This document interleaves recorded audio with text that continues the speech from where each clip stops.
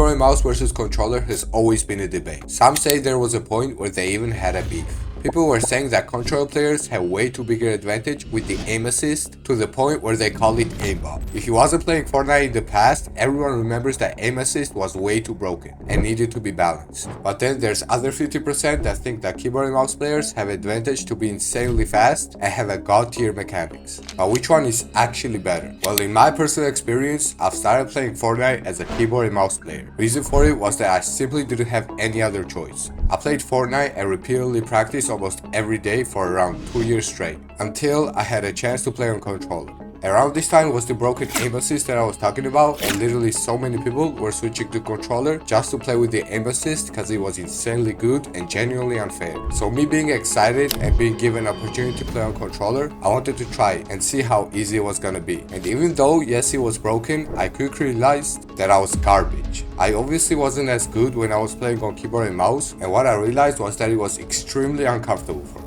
You see, I've seen people start playing Fortnite with their controller just because they were used to it. What I mean by that is they play games with controller their entire lives. So it would only make sense to start playing Fortnite with the controller too. But my experience growing up, I never really had a console or anything to play games on. First time I played Fortnite was on my brother's PC with keyboard and mouse. So despite me being crazy good and the head of players on keyboard and mouse, I was a little noob on controller. Sure, a lot of it was that I didn't play enough, but I kind of had a feeling that playing on controller just wasn't for me. So what is the actual good advice? My advice would be to try both if possible. What I would recommend is if you're a beginner or just happen to be playing on one of the two your whole entire life, then try both of them for a minimum of 3 weeks. This is why you might have seen a lot of pro players switching to controller or keyboard and mouse from one another for a little. Up at this point, yes, you might be good, but you gotta seek your full potential, because maybe you're just a god on the other gear. For me, I've tried both and I quickly realized what was right for me, as for the most of the pros. But some people play on controller for their entire lives and never know how good they might be on keyboard and mouse. But what about the people that are trash in both? Well, you can join my course called Relentless Academy in the description. We have a 20% off code that lasts for the next 48 hours. If you want to learn more about Relentless Academy, then watch till the end of this video. So you already know how to pick which one you're the best at. But how come most pro players in the entire world play on keyboard and mouse? That must mean that everyone should play on it as well, right? Well, to be honest, controller players don't really have anything right now. The aim assist has been massively nerfed, and if you want to keep up with the crazy 12-year-olds on keyboard and mouse building an Eiffel Tower, then you have no other choice but to play clouds and destroy your fingers. But I wouldn't say that that's the reason why most pros don't play on controller. Yes, maybe a little part of it is that along with others, but I think the main reason most people and the pros play on keyboard and mouse is because it just makes more sense. For example, if you played Rocket League with keyboard, yes, you can be really good and maybe even at the professional level. But Rocket League is mostly a controller game and it makes more sense to play with a controller. Same with Fortnite. Fortnite is mostly a keyboard and mouse game.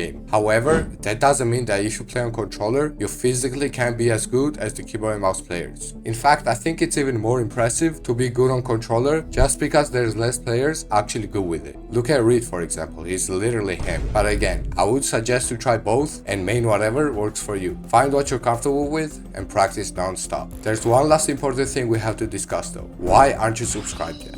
We literally just hit 4,000 subscribers and we're aiming to reach 10,000 by the end of 2024. I think it's very possible, but you have to help me out. We officially hit 70 users using my code last month, which is amazing and I appreciate every single one of you a lot. If you want to support me with the tiniest bit, then use code Lukicha in the Fortnite item shop. If you have any question or just want to get in touch with me, then I stream almost every day on Twitch, where I even play with viewers sometimes, so I'll be glad if you joined me. That's it for today though, ladies and gentlemen. Hope you guys enjoyed and I hope you got a better look on what you want to play on and how you can maximize your full potential at this game. Again, hope you enjoyed and have a good day. Before we finish off this video, you have to hear me out. I want to make something very clear, so listen to me carefully. Are you tired of being a person who doesn't know what works for him the best? Then me and my team have found a solution for you. I'm sure you had that period where you hit the improvement cap and you were stuck at the same level for too long. That's why me and my team made Relentless Academy. Everyone has different weaknesses. For example, is your goal to reach Unreal? Then we can help you. Is your goal to have a chance at making earnings? Then we can help you. Or maybe you just want to get better in general? Then Relentless Academy can solve all of those problems. In addition, you'll also get 2 different courses. One, season-based info Global, where you get early information about new meta, broken items, etc., which updates every season. And the other one is called How to Play on High Ping, and I think you get this one. We'll also give you a full access on private Discord activities. For example, cash tournaments where you can earn real money, giveaways, and tasks that you have to complete that are updated daily. Because we want our students to stay disciplined and get 1% better every day. The academy costs $30 a month or $1 a day. That is literally the money that you're gonna spend on a shit